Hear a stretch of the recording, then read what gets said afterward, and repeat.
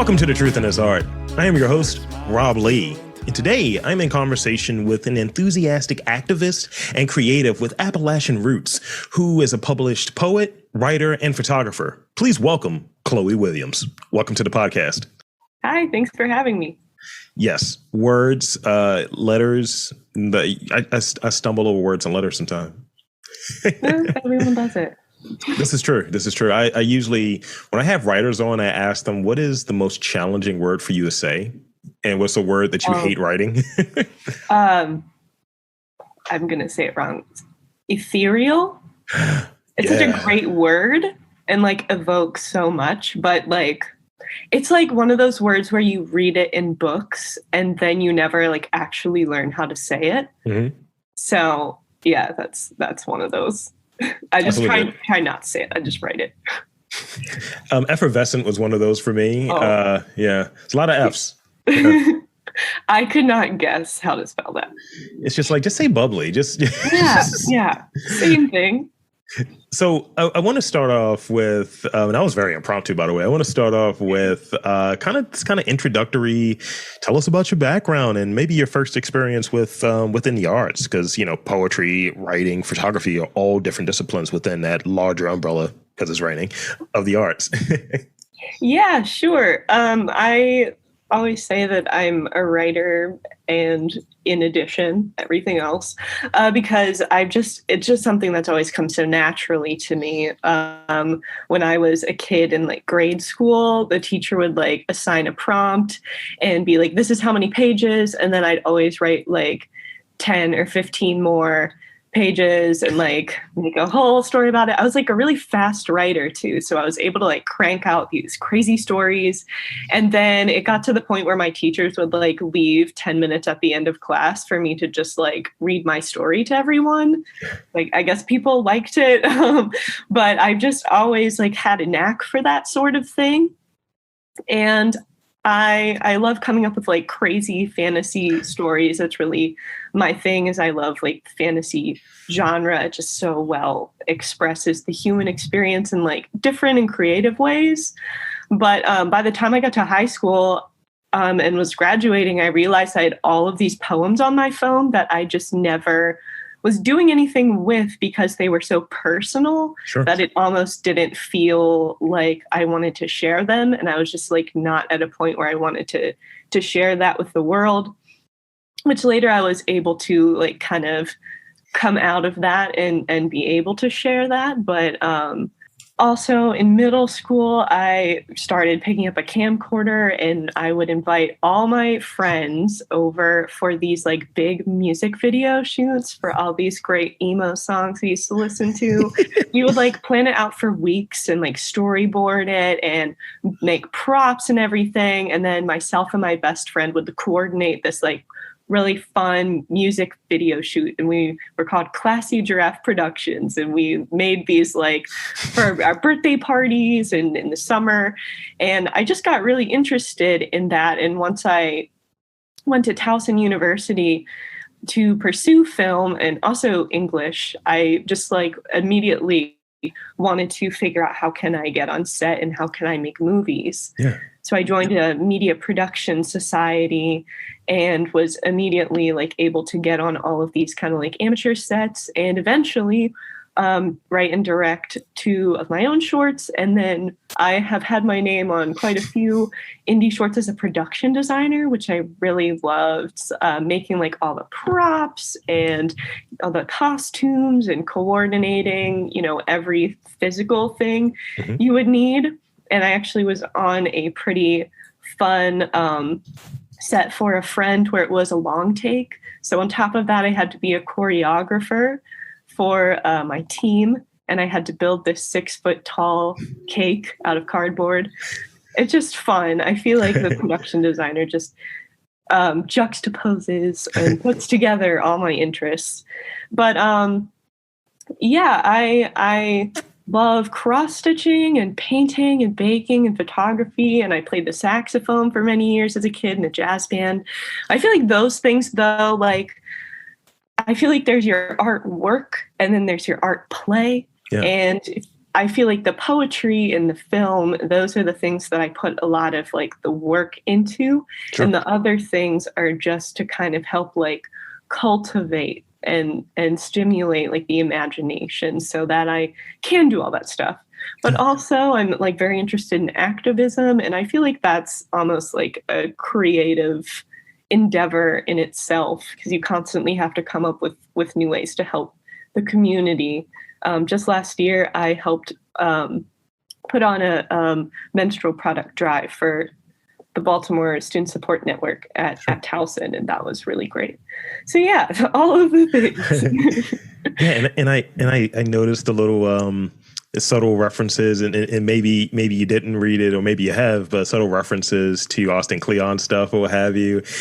Still like an artist, and this notion of he's like, yeah, I'm a writer that draws. Is like I go with the writer first, and also this notion of separating, like work and play, and kind of if you're an artist, it's like this artistic work and this kind of artistic play. And I've been trying to figure out ways to apply some of that stuff and kind of breaking out what I do here, because sometimes it's, you're struggling as, is this art? Is this not art? And I was like, I know what it is, but at the same time, I want to do other things with it that makes this like fun for a different reason, to make this enjoyable for a different reason.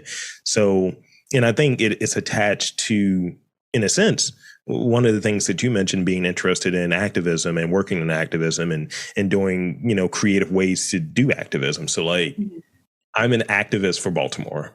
That is kind of the lane that I am, and an advocate for the artists here. And, if I can take my little lane and try to connect people through like community, like focus, like things like doing movie screenings, and it's just an excuse to bring people together. Maybe something good is attached to that of, hey, this is going to be for this fund or mutual aid or something like that. Maybe that's an avenue for it. But really at the root of it is, let's bring people together. We have a lot of creatives together.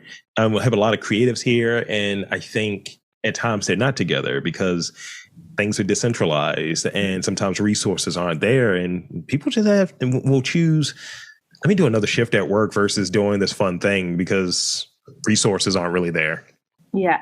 Yeah. It's definitely an artistic endeavor to learn how to be the best conduit for people to tell their stories. I'm learning a lot about grant writing right now, and it's how do I like creatively tell someone else's story and like try to remove myself as much as possible, but still use that skill to help someone else.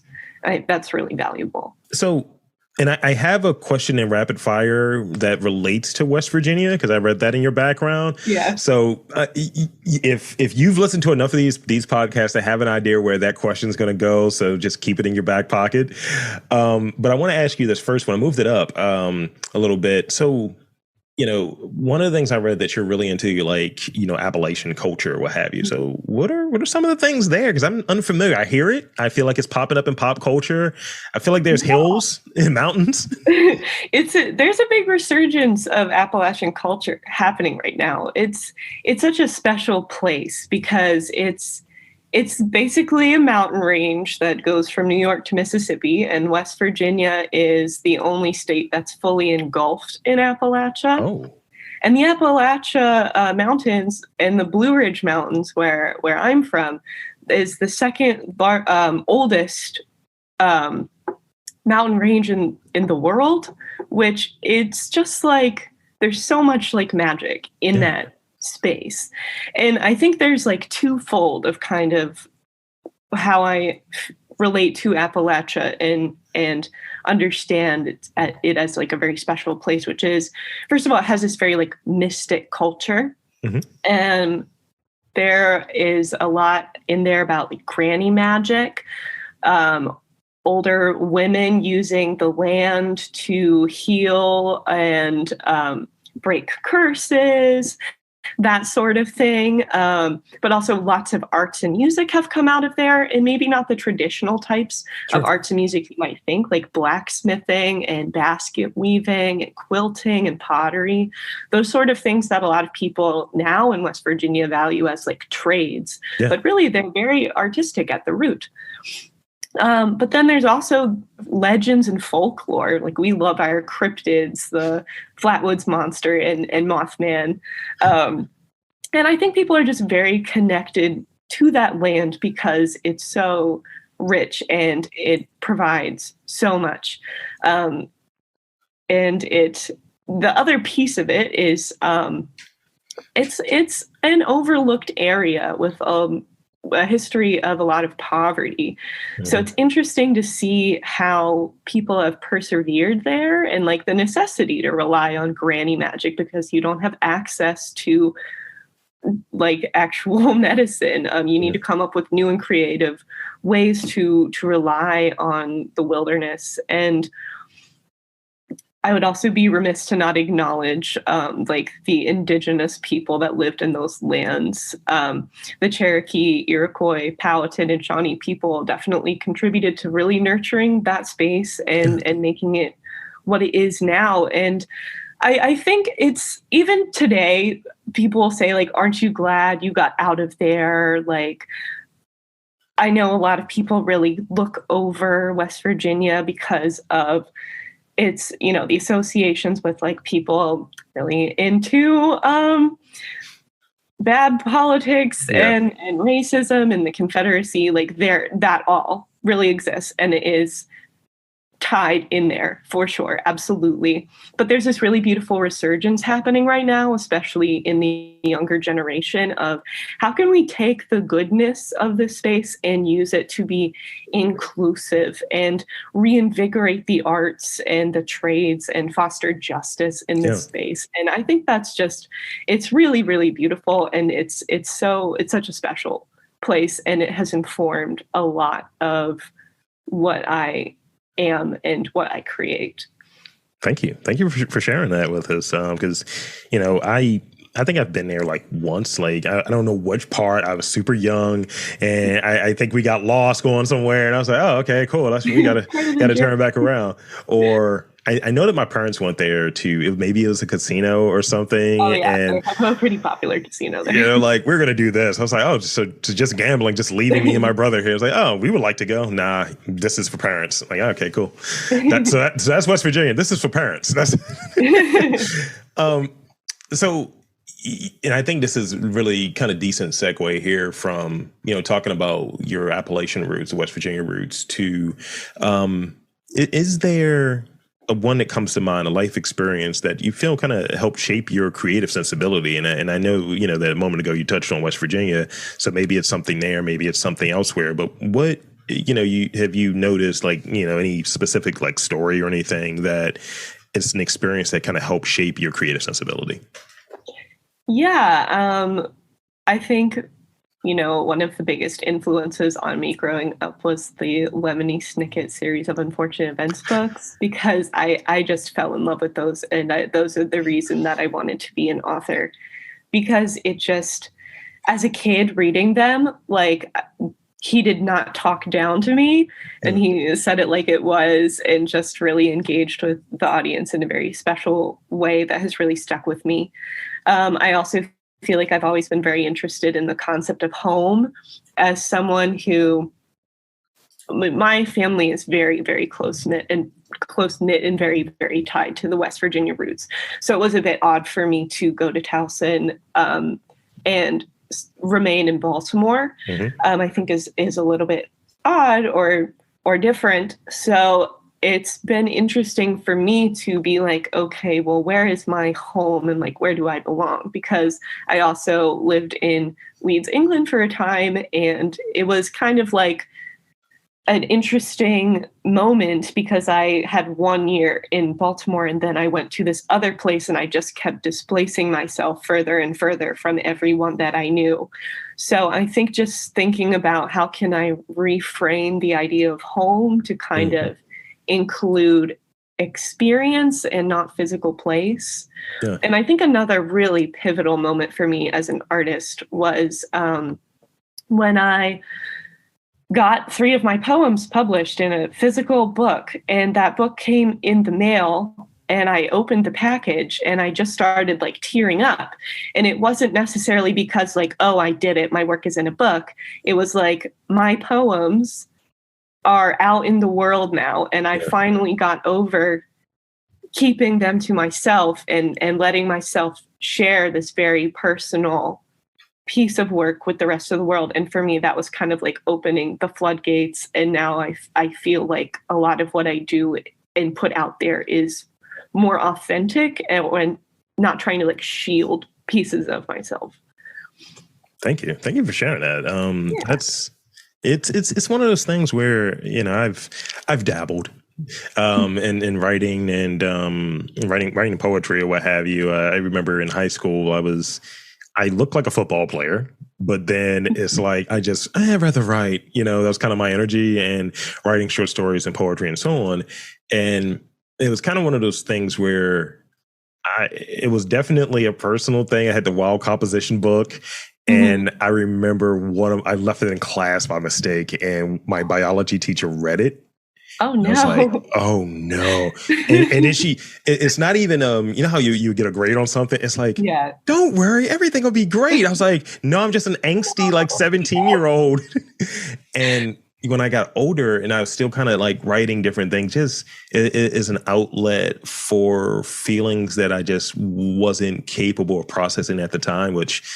From a man in his 30s saying that is so funny.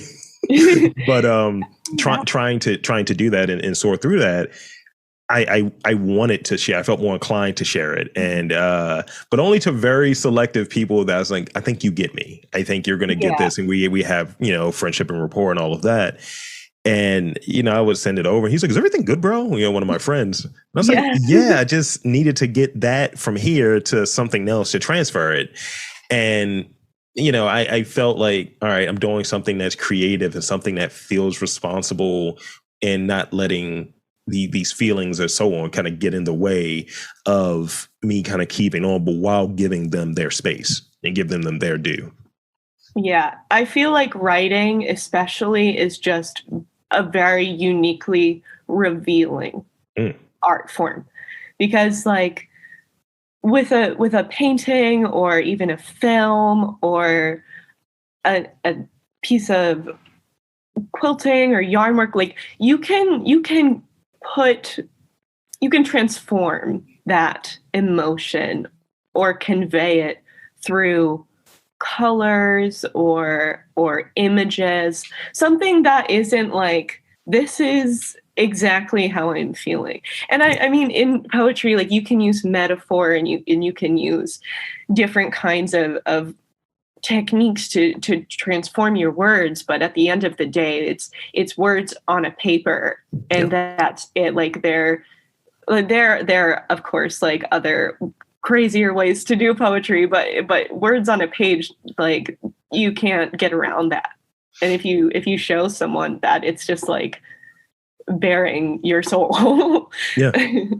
I want to, you know, you ask people about who are your influences, who are some of your favorites, and that might be a passive way of asking you, but I want to look at really, really, really old poetry to have anachronistics like terminology and phrasing, and just write it in something contemporary. It's like my heart quivers for the blah, blah, blah, blah, blah, and just see if someone's like, you were reading Wadsworth or something. Yeah.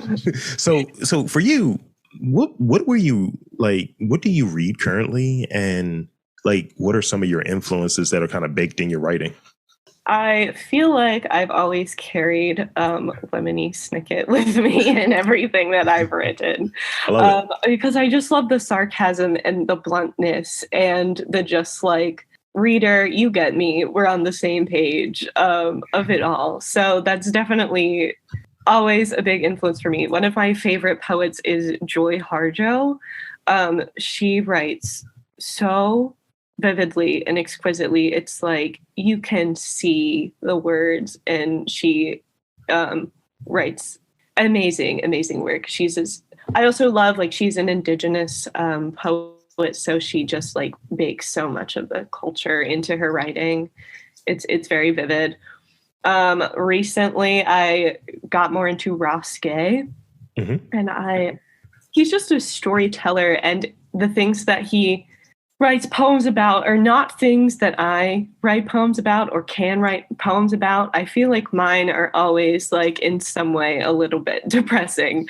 And he is able to like do the complete opposite and just like bottle joy and like distill it. And the animation in his voice when he recites a work is just like tangible, and it makes you just want to like close your eyes and like listen to the words. It's like very melodic in that way. So even though I won't say I can't, but I have not yet written a very like happy or joyous poem, I feel like just he is such an inspiration in terms of the craft, and just when you listen to it, you just feel a little bit heartwarmed. Feels very homey. I got into this space recently of asking. I was doing persona research on like the podcast, how it's viewed, and so on. And since I've been on like every episode, I'm the constant. I was like, so what do I come off as, and so on. And I just remember just the common thread was curious questions, curious. and that's the thing that I try to maintain. And that comes from that kind of feedback. And I think, even with other people who are podcasters or who are podcasters or who are aspiring to kind of get into this storytelling sort of lane, they're just like, wow, I'm surprised you can maintain a conversation for 30, 40 minutes with someone that you don't know. How do you do that? And things of that nature. So when you're able to look up, and that makes me feel proud, by the way. And when you're able to look at like another writer, another poet, and it's like, yeah, this is the feeling I get from your work. This is what I'm bringing in. And that has, I would imagine, as the writer, they have to feel like, wow, that's how people are viewing my work. And, when we talk about like influence, I always try to do that shift of I have people that influence what I do, and then I'm in a spot where I could be influencing people. Do you ever think of that, like as you kind of go further into your pursuit, your career, because you're pursuing a master's in writing, right? So yeah. It's a new kind of concept to me, because I feel like, when I found all those poems, it's like, this is very insular to me. This is just what I'm feeling.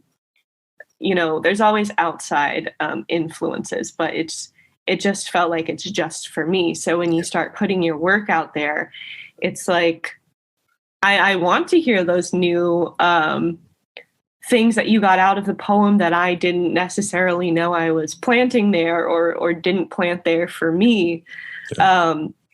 It is a little bit scary because, again, like, you are getting a peek into my life, a stranger. But I feel like, the best pieces of work and what makes it really art rather than, say, like decoration is the authenticity and like the soul and the emotion. And, if you go to an art gallery and you're looking at a painting with someone and someone says, I don't get it, but you can tell that there's something there to be got.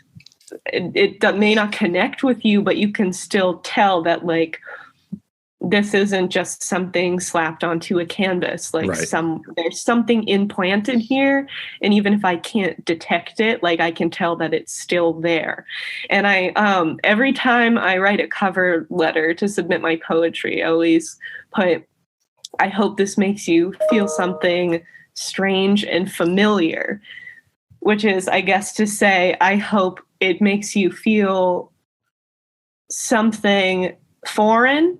That is my experience. And I hope it makes you feel something familiar. That is your experience. And I think, like, in that bridge is where the piece of work transforms from anything that I intended. And I hope it does good for someone in a way that I can't comprehend. I'm stealing that from you, by the way. So shout out to you on that. And that's really cool because I've described. I recently finished D. Watkins' most recent book, and I consume books. I used to always get like bogged down by I'm not a voracious reader, but I am a listener, and I do retain things. So audiobooks are my jam. Yeah. And he's doing the audiobook, so his humor is kind of in there, and the tonality, and just it's very it's a performance in reading the book. And I was able to do an interview with him and all of that good stuff. And one of the things that I said to him, because, we're around the same age, and both from East Baltimore, all of these kind of different things. And I think I said something like, this was familiar before, and kind of in the same, I was like, I didn't have that same experience, bro, but I can relate. Yeah, it's tapping into something. Yeah. So let's talk about aside from techniques that you apply to your writing practice, what is something that you've learned from an arts education that's been very impactful, but isn't something that's been impactful for you to develop as a creator, but isn't necessarily something that this lesson 101 is this, but something maybe in how to navigate in the art world, maybe how to kind of like seek out opportunities, things of that nature. Some of those things that we don't teach you this in class, but you're going to learn it from experience. Tell me about that. Yeah, I think the biggest lesson is that it's okay to make things that suck because like it gets the gunk off of your good ideas. You can tear down and tear apart and repurpose and restructure.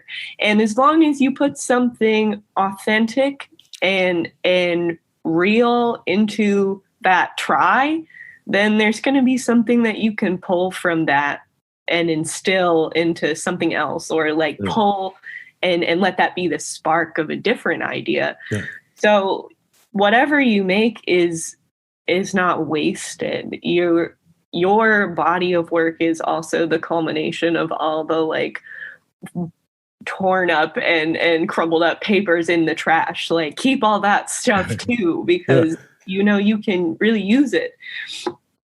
One of my projects I'm doing now for a new poetry collection is taking my favorite albums and then taking a line from each album, and then that really connects with me, and then cutting them all up, like physically writing it out and cutting them all up, and then rearranging all the words to make something different. And I think like that came out of this inspiration of like, you can destroy what you made and make it into something else, and it might be better than it was originally. I think we like as artists get really like attached to like one version of something, but you can keep that draft, but be willing to like tear it apart too. Might find something better. So I got 3 things to say about that, which I love it, by the way. I love that idea. And yes, like I was approached by I was approached and repurposing my content. They were like, yeah, can we, take some of the episodes and maybe take, a piece here from this photographer and a piece here from this photographer and kind of bring it together as like these photographers are all answering the same question. And I was like, no, it's my content. Don't touch that. And yeah, I like being able to, I like the way you describe that, being able to maybe take something and immediately, this is going to sound so corny, but I started thinking of bands that have songs with really long titles. It's like, you're going to use a Fall Out Boy song or something here. It's like, it's a lot of words in those titles. But yeah, I like that. But it made me think of this. So within your writing process, are you starting off in an analog sort of way? Are you going digital as far as I need to write this on a computer first? Or do you have like a sketch or a notepad or something that you're using initially in that kind of initial like draft? Like where do you start off from, like writing down the ideas from brain to wherever? Where does it start off at? Yeah. My poems always start as stream of consciousness in my notes app. So whenever I like just think of something, I'm like, I have to write this down now or I'll forget it. And sometimes I can get into kind of like a flow with that and keep going. And then I'll like save it on my phone, which I kind of like, because then if I'm like trying to Frankenstein a poem, I can like search Yeah. through. I kind of like that feature, but I really like handwriting, and I really like this new process that I described for the new poetry collection, because it lets me be so tactile with it. Yeah. And I think like physically moving things and rearranging things just really makes me feel kind of closer to the project, because I'm like myself integrated into that process. But I would say a lot of the times it moves from my phone to a piece of paper and then onto a Word document, because a lot of times I have to, format it to submit it. And then I try to make it look as close to the page as possible. Sometimes it changes a little bit, but Yeah. yeah, a lot of it just starts a stream of consciousness that I just have to like go through and write and rewrite until it's something worthwhile. I try to, because I started looking at some of the questions, like when I go through the questions that I have, I try to have like a large table of like, all right, what kind of questions am I looking for? And I'm usually, if I'm not like doing interviews, I'll spend some time during a week of like, let's look at other interviews. How can I repurpose this? How can I retool this? What can I take from this to kind of get to a question? Because you don't want to ask someone, so tell me your process, why you do art. It's like, well, can you say that better? And sometimes it's tweaking, but it's getting an influence and so on. And then being able to develop a voice out of that, of how I want to go about things. But at times I kind of look at the questions and it's like, all right, these feel a little stale. Let me go back through and just stream of consciousness. Like, okay, I know about this person's stuff, and they always come with some degree of curiosity. But, there are certain like things, it's like, this is my jam. Like if I'm talking to a chef, talking to a painter, talking to a photographer, writer, it's like, oh yeah, I got questions for you, like just off rip. But if it's like, yeah, I'm a sculptor, I don't know a lot about it. I do revere the form, but I don't know a lot about it. So, I'll, try to come up with questions that are meaningful and things of that nature. But I find that if I have like that table when I go stream of consciousness, and I try to insert some of the questions from the table, or if I just pull out a notepad and I'm like walking somewhere and it's just idea hit me, I got to write it down. And I start looking at kind of the quality or how I feel about the questions based on where I pulled them from, whether I pulled them out of that table or whether I pulled them from that notepad. Because I find when I'm in the table, I'm like a spreadsheet or whatever, I'm editing before I even finish the question. And I was like, nah, I got to just try to be as draft oriented as possible and don't edit. Yeah, I think that's so important to give yourself time to just be human on autopilot, because that's where most of my poetry ideas come from, is like a thought that I have randomly while doing something else that I have to write down. And then I can like take time to nurture that idea, but I can't force it. It has to come to me naturally. Yeah. I mean, if I really allow myself to like get in the headspace, really sit down and make like a comfortable space for myself to write in, yeah, I can get some writing done for sure. And I might like it just as much as what's on my notes app. But like for the most part, it's stuff that's come to me. And then I've kind of like let it incubate and then start the editing process. So I got one last real question for you, and you've been great so far. Well, you've been great, period. So shout out to you. And this is literally me lifting from Austin Kleon, but I think it makes a lot of sense. This question. So I read that writers sometimes they're given advice, write what you know, but that's not necessarily good. Sometimes it leads to stuff that kind of sucks. And he said writing what you like is more apt. That's more appropriate for. If you like it, you're invested in it, and you're gonna be like, oh, let me make sure this is good. Mm-hmm. So when I watch movies sometimes and you're like, okay, is this director a fan of the comic book, or what's their investment to it? Is there a formative experience, or no? Well, hold on. Let me not say that.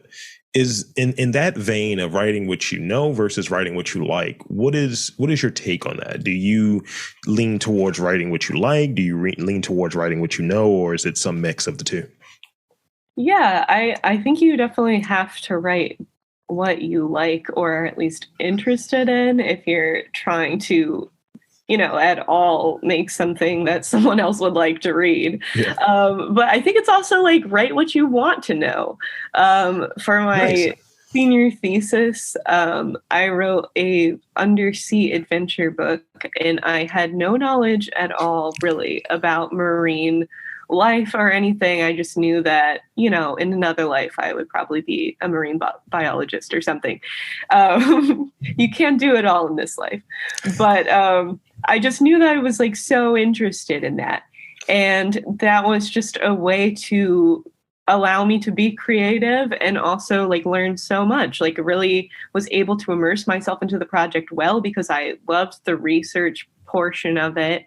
I loved looking back through all those like similar historic undersea adventures, legendary sea adventures, like just learning about the fish that I would put in like one small clip to make sure it was the right fish. Like, I think if you write what you like and what you want to know, then who you are and your experiences are going to come through it anyway, if you are being authentic. I have made so many things where I've stepped back from it when it's done or the draft is done and been like, oh my God, I just wrote myself, my best friend, and my brother, an inseparable trio in my life. I've just written us again. This is I've put us in the book again. And they always come through, and it's not intentional, but it's like those important pieces of you will come through in your work. Yeah. Thank you. That was a great answer to that. So again, shout out to you. So that's kind of the end of the real questions. I want to hit you real quick I got a couple rapid fire questions, and you've listened to enough podcasts to know not to overthink it. Just Now remember, one of them is very trolly about West Virginia. Just so you know. Okay. This is a softball, and it kind of touches on one of the things you just mentioned.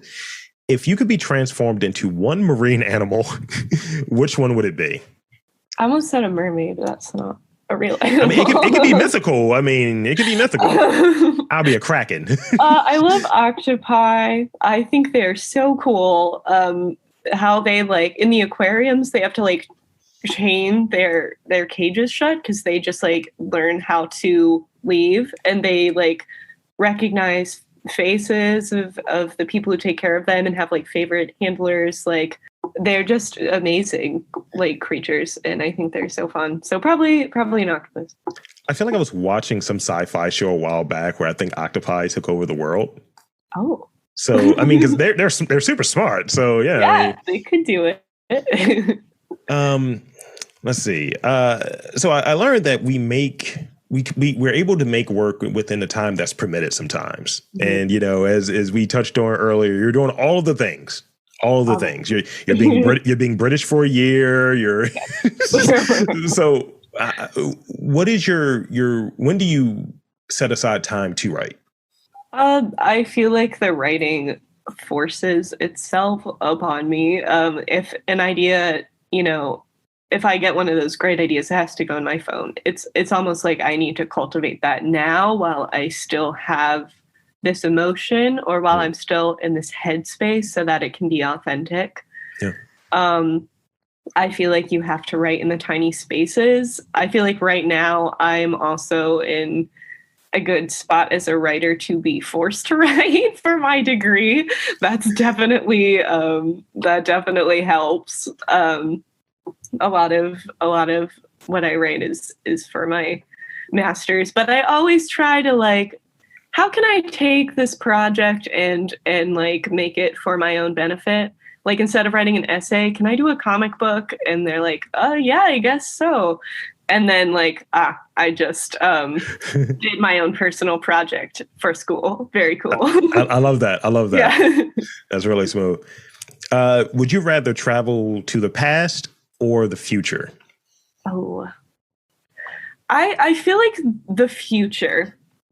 And a big part of that, I love like medieval like legends and stuff and like all this very, very cool. But I have terrible eyesight. So, I mean, I feel like if I lived in the past, maybe if I had my context, but I would have to bring a lot of them. I just don't think I would thrive.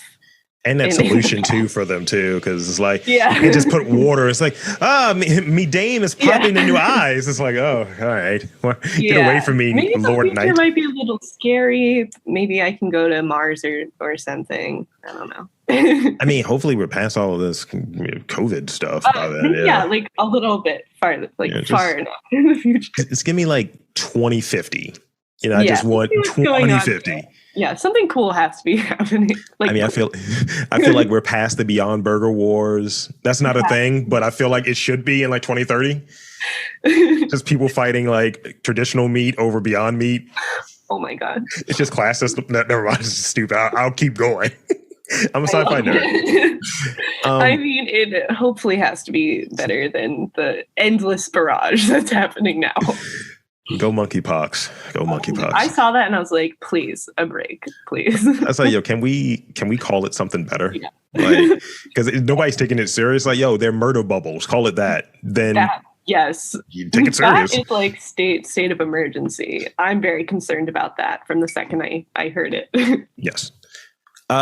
Is art, regardless of, and it's funny asking a writer this, regardless of what it is from an English standpoint, is art a noun or verb? I have to think about that one. I think it can be a bit of both, because I feel like there is no humanity or human experience without art. Like, even everything is a creative wonder and a bit of inquisitiveness that led to something. I mean, art is what got us through the pandemic, I don't think it's ever been proven more necessary than in that time. That's what we had to lean on. Yeah. But I think art is also a thing. I've created an art that I arted. That's hilarious. Okay, that's the right answer. Now it's time to bring it home and be very trolly. Let's do it. So in Baltimore, at Oriole Park in the 7th inning, there's a song that's played by the same person that does this song that has these lyrics. And if you can finish these lyrics, I'll be very happy. So it's a John Denver song, and it's Country Roads, Take Me Home. Yeah, the rest of the lyrics? To the place I belong, West Virginia, Mountain Mama. Yeah. Yes. Shout out to you. Yes. That's actually very interesting, because I did not realize how big of a karaoke song that was. So like everywhere over the world, it's very homey. Yeah. I was just on a family vacation in St. Lucia with my family, and they had a country night of all things. And that song came on, and the whole family stood up on our chairs in the dining room and like sang our hearts out. Yeah, I used to work for the Orioles, and whenever Thank God I'm a Country Boy would come on, like the 7th inning, people are losing their minds. And I'm like, there's some bad dancing here, and it's on TV. Can you guys settle down? Settle down. Yeah. So that's pretty much it for the for this podcast. So I want to thank you for coming on to the podcast, and Absolutely. I want to invite and encourage you to pretty much the floor is yours. Tell the fine folks where to check out your work and where to maybe chat with you or whatever the thing is. The floor is yours. Anything you want to shout out? Yeah, sure. You can find me on Instagram at Poems from Another Planet and send me a DM there to connect. I also have 3 poems in a great anthology by Sunday Mornings at the River called Depression is What Really Killed the Dinosaurs, a line from one of my poems. Love dinosaurs. Don't read too much into the depression part. Just kind of sounds cool. But you can find that on Amazon. And there's also a reading of me doing that on YouTube, which is pretty cool. Someone said I had bars, and I was like, I think I made it. I'll be checking that out. Because there is, before I go, because you mentioned the dinosaurs, I have to mention this. I went to see the last Jurassic World, and I had the theater all by myself. It was me and my partner. We were watching it, and she was like, yo, the sound in here is crazy. And then we see like these sad basement dinosaurs that were kind of the reject dinosaurs, but then they were eating everyone that was down there. And she was like, look, I think one of these ugly dinosaurs is down here. It's going to get us. I was like, it might. It might. So that was my last dinosaur story. Oh, I love some dinosaurs. Jurassic Park, that's my whole thing. I got a review of that, the first one coming out soon. So I'll make sure you are able to check that out because I do movie reviews as well. Yes, please. There you have it, folks. For Chloë Williams, I'm Rob Lee saying that there are writers, artists in and around Baltimore. You just got to look for them.